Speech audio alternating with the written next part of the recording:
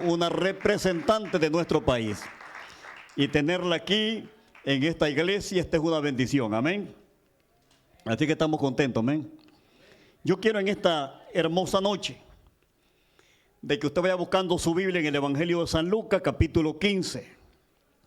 Este pasaje es súper conocido por todos nosotros, los predicadores, los que escuchan la palabra. Gloria sea el nombre del Señor. Tengo 45 años de haber conocido el Evangelio. Y 45 años de casado para el hermano que tiene 5 mañana. Me casé muy joven. Tomé la decisión de estar con mi esposa todo el tiempo. De no ser como mi papá lo hacía con tantas mujeres. Y dejando hijos abandonados por todos lados. Me propuse mantener mi familia. Verlos nacer, verlos crecer. Verlos ser grandes y que busquen su propia determinación ahora que ya están mayores. Pero no me aparté por muchas de las situaciones que nunca es fácil en los matrimonios. Yo sé que no es fácil para ningún matrimonio, ni lo fue ni para Adán, ni lo fue para ninguno de los hermanos que profetas, patriarcas, ni para Abraham. Siempre tenían problemas y dificultades, pero ellos fueron nuestros ejemplos. Así que aquí estamos sirviéndole al Señor, pastoreamos una iglesia, tenemos 21 iglesias en el país, con un ministerio del año 2000 que emprendimos un ministerio y seguimos con el deseo de seguir trabajando en el Señor. ¿Tienen el pasaje? Lucas capítulo 15, verso 16 o verso 17 al verso 24. Lo leemos dándole gracias al Dios y Padre, póngase de pie. Dice la palabra, y volviendo en sí, dijo, ¿cuántos fornaleros en la casa de mi padre tienen abundancia de pan y yo aquí perezco de hambre? Me levantaré y iré a mi padre y le diré, Padre, he pecado contra el cielo y contra ti. Ya no soy digno de ser llamado tu hijo, hazme como uno de tus fornaleros. Y levantándose vino a su padre, y cuando él estaba lejos, lo vio su padre y fue movido a misericordia, y corrió y se echó sobre su cuello y lo besó. Y el hijo le dijo, Padre, yo he pecado contra el cielo y contra ti, ya no soy digno de ser llamado tu hijo. Pero el padre dijo a sus siervos, sacad el mejor vestido y vestidle. Poned un anillo en sus manos y calzados en sus pies, y traed el becerro gordo y matadlo y comámoslo, y hagamos fiesta, porque mi hijo muerto era, ha revivido, se había perdido y es hallado, y comenzaron a regocijarse. Amén. Padre, en el nombre de Jesús de Nazaret, esta maravillosa noche que tú me permites, Padre, poder predicar esta palabra, quiero pedirte el auxilio del Espíritu Santo, que no sea, Padre mío, mis palabras humanas, sino que sea tú dirigiéndome a toda verdad y a toda justicia para poderle hablar a este pueblo, a esta iglesia que tú lavaste con la sangre poderosa del Cordero. Señor, gracias, Padre mío, por este momento especial, y todos decimos, habla, Dios mío, porque tu siervo oye, en el nombre de Jesús. Amén y amén. Siéntese, amado. Cuando leo esta parábola maravillosa del Señor Jesucristo, que quería hablar varias cosas, me recuerdo que en una ocasión yo me encontraba acompañando a un pastor que tenía una cita con un médico.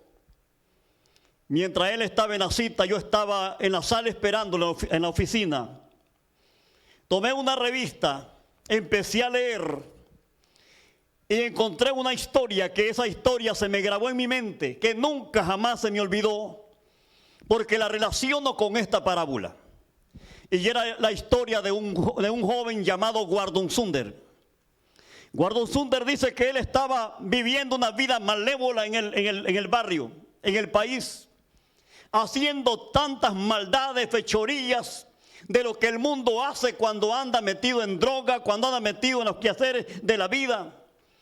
Y ya nadie de la gente quería darle la oportunidad de la confianza, ni para trabajar ni para ser amigos, más que los compañeros de trago, los compañeros de la calle, los compañeros de droga. Sus padres se avergonzaban de él, de decir, él es mi hijo, porque era un hombre, era un joven que había caído totalmente en una vida malévola y completa. Pero un día llegó el momento que lo llevaron a la cárcel pública. Y estando en aquella cárcel en 4 paredes, le cayeron 10 años para estar él detenido, preso en aquellas 4 paredes. Y fue cuando él empezó a meditar lo que había hecho. No hubo ni un amigo de trago, ni compañero de la calle que llegara a verlo donde él estaba. Porque siempre eso es lo que sucede. Pues la misma Biblia nos dice claramente que el pobre es apartado de sus amigos. El hombre ya no valía nada. El hombre estaba encerrado. El hombre ya no era parte de la sociedad de aquellas personas. Entonces ya nadie lo visitaba. Pero también sus padres nunca llegaron. Nunca llegaron para decirle: yo vengo a abogar por él, es mi hijo, aquí está un abogado, estoy pagando. No llegaron. Y el joven reflexionó cuando ya estaba para salir y le dijo en una carta, escribió una carta y le dijo: padre, yo estoy para terminar con mi sentencia, estoy para salir de esta cárcel. Me he arrepentido, no quiero volver a lo mismo, quiero incorporarme a la familia, quiero vivir con ustedes, no voy a ser igual de nuevo con ustedes. Y le dijo: si me perdonan, yo voy a salir de la cárcel, voy a tomar el tren, pero cuando yo vaya pasando por la casa donde vivimos, en el manzano que está en el patio de la casa, yo quiero que haya una señal de perdón, que haya un pañuelo blanco, y entonces si lo hay, me bajo en la estación del tren, llego a la casa y les juro que nunca más volveré a ser igual.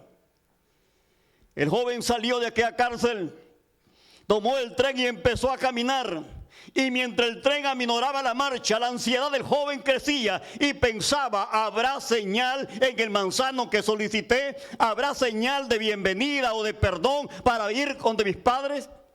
Él no quería levantar los ojos para ver al patio de la casa, al manzano. Él no creía que lo podían perdonar cuando por 10 años había habido un silencio total, tremendo, de sus padres que no habían llegado a la cárcel.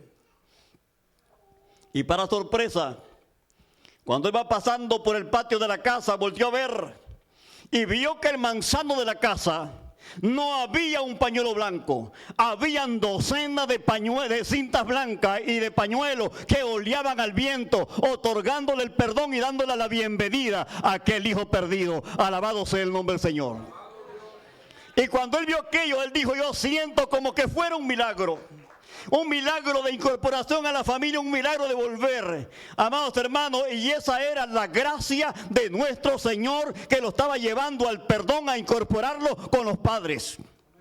Bien dijo el himnólogo: maravillosa gracia vino Jesús a dar, más alta que los cielos, más honda que la mar, más grande que mi culpa fue clavada en la cruz, la maravillosa gracia de mi Jesús. Esa es la gracia del Señor. Esa es la gratitud que usted y yo debemos de mantener a nuestro Dios, al que nos perdona, al que nos trae, amados hermanos, del silencio, de la posilga, de la maldad, para incorporarlo a la familia, que es la iglesia. Esta parábola es maravillosa. Cuando vemos varias cosas aquí en esta parábola. Número 1, miramos a un hombre, a un joven que, estando cómodo, que estando bien, estando en la familia, no faltándole nada, toma una decisión equivocada. Pide la herencia, se va lejos de casa, viviendo perdidamente, dice la palabra, y estando allí en ese momento perdido, sin trabajar más que malgastando la herencia, como dice el versículo. Dice la Biblia: se le acabó el dinero, porque todas las cosas, cuando no ministramos bien, se nos va a acabar. Amados hermanos, se le terminó el dinero, se quedó sin protección de familia, se quedó sin cómo ir a buscar trabajo, porque, amados hermanos, este hombre ya nadie prácticamente creía en él. Pero alguien tuvo misericordia y le dio un trabajo, y la Biblia dice que era apacentar cerdo. Y estando, dice la palabra del Señor, en aquel momento apacentando cerdo, él reflexionó, porque dice la Biblia en el versículo 16, deseaba comer de las algarrobas de los cerdos, pero nadie le daba. Él deseaba comer de lo que comían los cerdos, pero él no tenía, amados hermanos, la facultad de tomar eso. Yo me pongo a pensar, si eran animales, ¿por qué no tomaba también y comía igual que ellos? Porque este es una parábola que tiene que ver con el mundo, con la humanidad, que vive, dice la Biblia, en la posilga, en el lodo, en el cieno, que vive en el mal, dice la palabra del Señor, igual que un cerdo, igual como dice la palabra, porque el cerdo era inmundo. Así es la humanidad sin Cristo, vive en la inmundicia.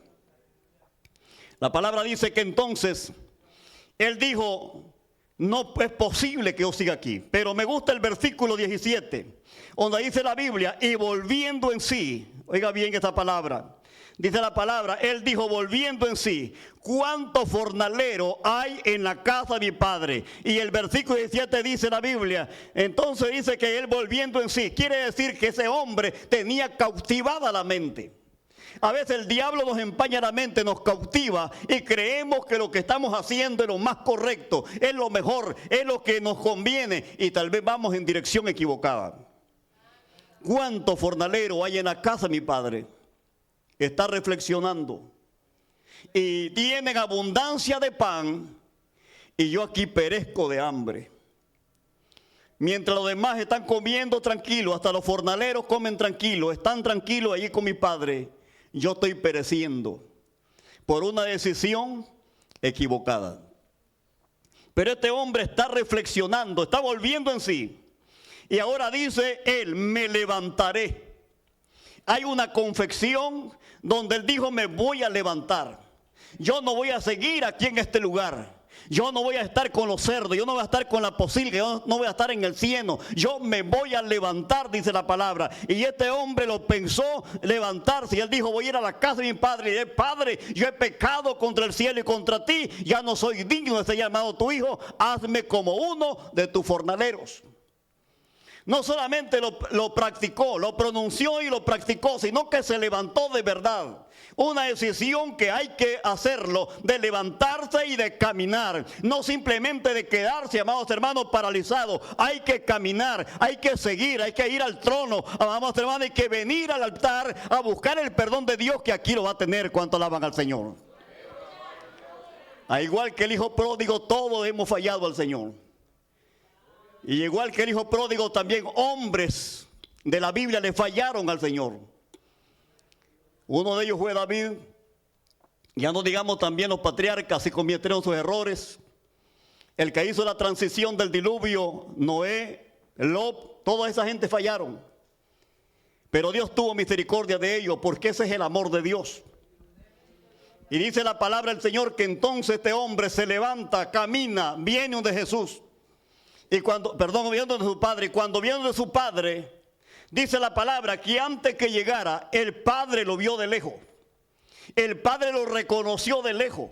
Porque la Biblia dice que Dios, amados hermanos, siempre nos está mirando. Los ojos de Jehová están en todo lugar, mirando lo bueno y lo malo. En la posilga, ahí estaba viéndolo.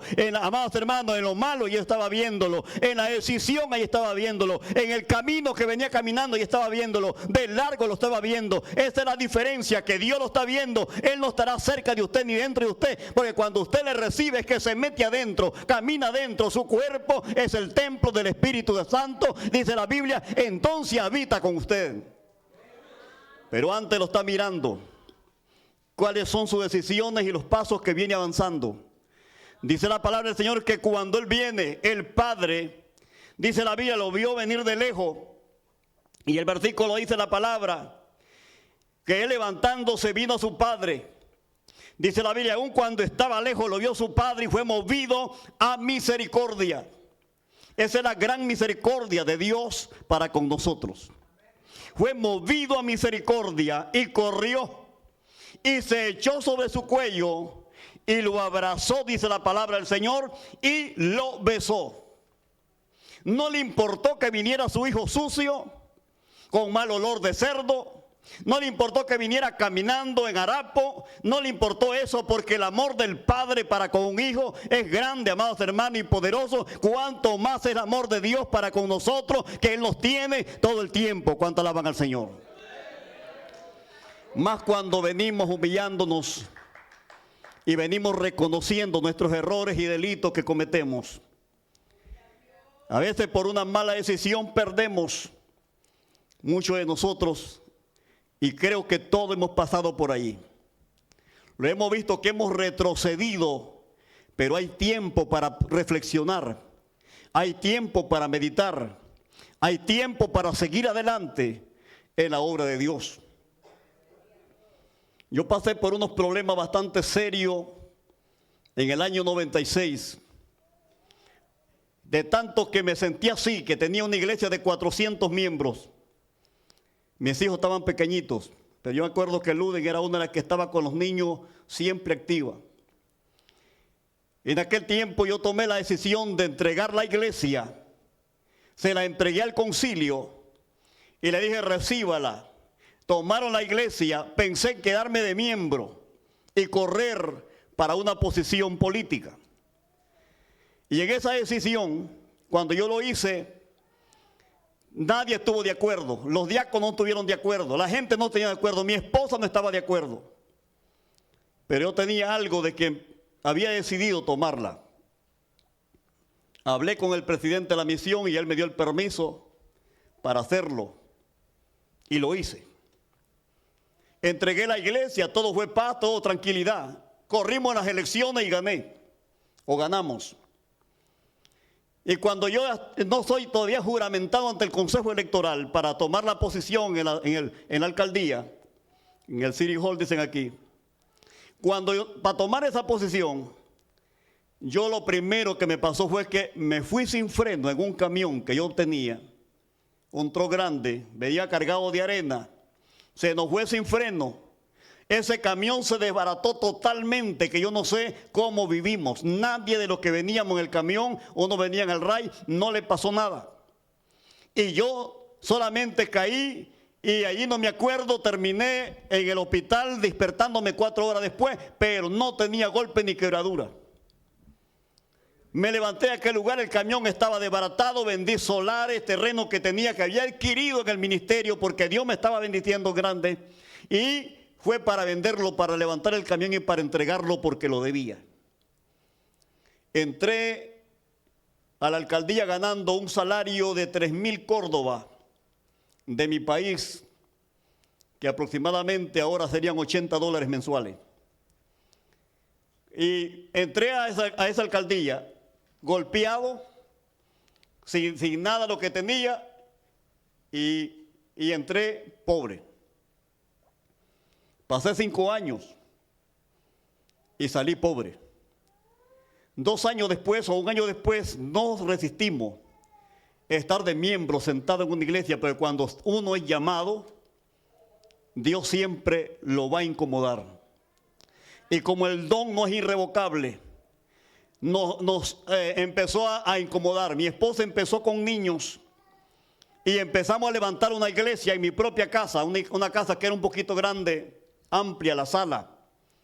Empezó a llenarse y a llenarse y a llenarse, al grado que un día tomamos la decisión de que nuestra casa se la diéramos para la iglesia al Señor y la entregamos para templo, que hasta hoy es la primera iglesia del ministerio. Entregamos nuestra casa. Nosotros nos fuimos a vivir aparte con los niños que estaban pequeños, que no eran poquitos, eran 10 hijos, lo que Dios nos dio. Y todos nos fuimos, entregamos la casa, empezamos a hacer la obra de Dios y allí establecimos la primera iglesia. Ahora empezaron los pastores, la gente de la asociación, a mirarme como malo porque estoy levantando una iglesia. Primero porque me fui a la alcaldía, ahora porque estoy levantando una iglesia, porque vieron como una amenaza que yo iba ahora a devastar a la iglesia. No, a nadie le quité ni un solo miembro. Porque no venimos a eso, a dividir, venimos a buscar las almas que están perdidas. Y quiero decirle que empezamos con la iglesia, empezamos con la obra. Terminé mi periodo de gobierno ya con una iglesia, pero quiero decirle que cuando terminé mi periodo de gobierno yo salí endeudado con 35,000 córdobas todavía. Y en aquel momento, cuando uno se va, pues le pagan una indemnización, le llaman en Nicaragua, Con eso logré pagar y salí sin ni un Córdoba. Me dijo una hermanita que acaba de morir: pastor, ¿y ahora usted de qué va a vivir? Me golpeó en el corazón y yo le dije: usted me va a dar de comer, hermana, y voy a llegar. Pero que me resintió, como que me golpeó. Me vine a California. Estando en California venía como moralmente desbaratado, triste, acongojado. Y una hermana llegó al oído a hablarme. Y esa mujer, como que sabía mi vida, empezó a decirme todo ahí. Y allí me dio más ánimo, me dio fuerza para continuar adelante. Errores y decisiones que cometemos que a veces no están bajo la voluntad de Dios. ¿Cuánto alaban al Señor? Y eso nos pasó, o me pasó a mí exactamente. Quiero decirle que entonces esas decisiones fue como la decisión del hijo pródigo de quererse regresar. Yo no me fui al mundo, pero este hombre sí estaba en el mundo. Pero Dios, que es misericordioso, amados hermanos, Él siempre estará para apoyarlo, para bendecirlo, para poderle dar lo que usted es y levantarlo más todavía. Alabado sea el nombre del Señor. El Padre, lleno de misericordia, lo abrazó, se echó a su cuello y lo besó. No importa en las condiciones que vengamos, nuestro Dios nos abraza, nos abriga, porque el que habita bajo el abrigo del Altísimo morará bajo la sombra del Omnipotente. Él siempre nos abraza, nos besa, dice la palabra del Señor, como Él, no importa que fuese allí un hombre sucio que venía en harapo. Él pensó que el padre le iba a dar una gran regañada, lo que siempre hacemos como padre por nuestros hijos. Y lo primero que decimos es un gran regaño y no hacemos lo que la actitud del Padre de misericordia, de perdonar, de decirle: aquí estoy, soy tu padre, ven para acá, no te va a pasar nada, te voy a proteger. Eso nos enseña mucho como padre, de tener misericordia con nuestros hijos. Por eso la Biblia dice que no provoquéis a ira a vuestros hijos. Como padre tenemos que mantenerlo siempre de amigo y siempre, amados hermanos, como hermano, como familia. Entonces dice la palabra que el padre, cuando lo vio, dice la palabra, le dijo, más bien, él confesando su pecado: he pecado contra el cielo y contra ti. Pero el padre le dijo a su siervo: sacad el mejor vestido y vestidle, ponedle calzados en sus pies y un anillo en sus manos.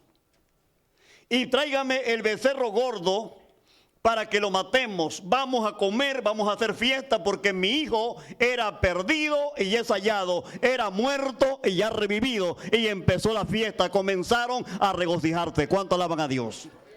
Eso es lo que hace el Señor con nosotros, amén.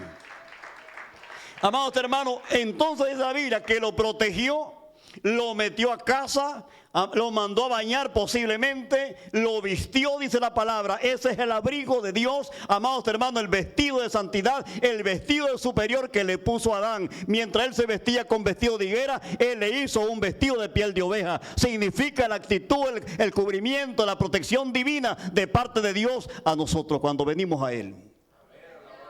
Le puso calzados en sus pies, que significa el evangelio de la paz. Esto dice la Biblia en Efesios. Y un anillo en sus manos, que significa compromiso y aceptación. Ahora él es aceptado, y un compromiso recíproco de padre a hijo, de hijo a padre. No se ve en la Biblia que el muchacho le dio deseo de volverse para atrás. Se quedó para siempre con la familia. Y dice la palabra del Señor que él dijo: comamos, hagamos fiesta, matemos el becerro gordo, vamos a hacerlo fiesta, porque nuestro Dios es un Dios de gente alegre, es un Dios de gente gozoso, es un Dios de fiesta, como lo dice la Biblia en el Antiguo Testamento. Y podemos decir, como dijo David: ha cambiado mi lamento en baile. ¿Cuánto alaban al Señor?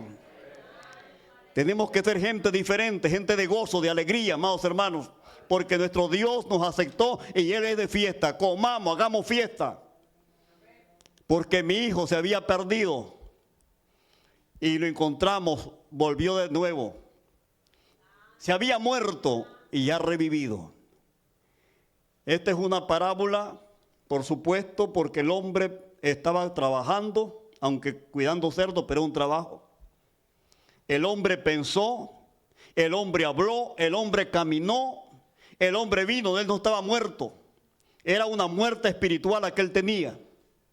Bien dijo un poeta nicaragüense, que es el padre de la letra castellana, Rubén Darío: no son los muertos los que están en la tumba fría, muertos son los que tienen muerto el alma y viven todavía. Muchas personas vivimos, comemos, trabajamos, vestimos, pero andamos muertos espiritualmente. Pero Cristo quiere darle vida. La Biblia dice que Él vino para darnos vida, y vida en abundancia. No solamente la vida aquí terrenal, no solamente la vida aquí en la tierra va a ser abundante, porque usted, si está en Cristo, usted es salvado de muchos problemas. Ya no está en la cantina, no está en la droga, no está en el peligro, no anda en la calle. Está en su casa, está en su trabajo y está en la iglesia. Y ángeles andan alrededor de usted. La Biblia dice, y lo defiende. Yo tengo un defensor de ángel. ¿Cuántos problemas yo he pasado en mi vida, en mi ministerio? Y Dios me ha guardado. Le estaba contando del camión accidentado, pero más antes me había accidentado de otro vehículo, que terminé también en el hospital. Llegaron los guerrilleros a la montaña donde yo pastoreaba en 1980 a matarme a la iglesia. En el 82, 82 fue eso. Llegaron a matarme los guerrilleros, dijeron que yo era un espía, que era esto, que era lo otro, porque era un desconocido y estaba jovencito en aquel tiempo. Pero Dios me guardó. Y sucesivamente así cada problema que hemos traído en el mundo, en la vida, Dios nos ha guardado. Lo último fue ahora que venía, me cambiaron el vuelo porque el avión que venía estaba dañado. Y entonces dijeron que estaba inundado Miami, que no sé qué, por eso no venían para acá. Y es cierto, había una lluvia, pero donde iba a aterrizar no había nada. Eso uno ahora lo investiga rápidamente, cómo está la situación climatológica en qué parte del mundo. Y me di cuenta cuando vine a las 2 a ver lo del vuelo, andaban probando el avión, andaban volándolo en el aire, lo habían levantado y lo probaron, ya está bueno. Y al día siguiente nos venimos en él. Son tensiones que hay en la vida y los peligros que Dios nos guarda para que nosotros no muramos antes de tiempo.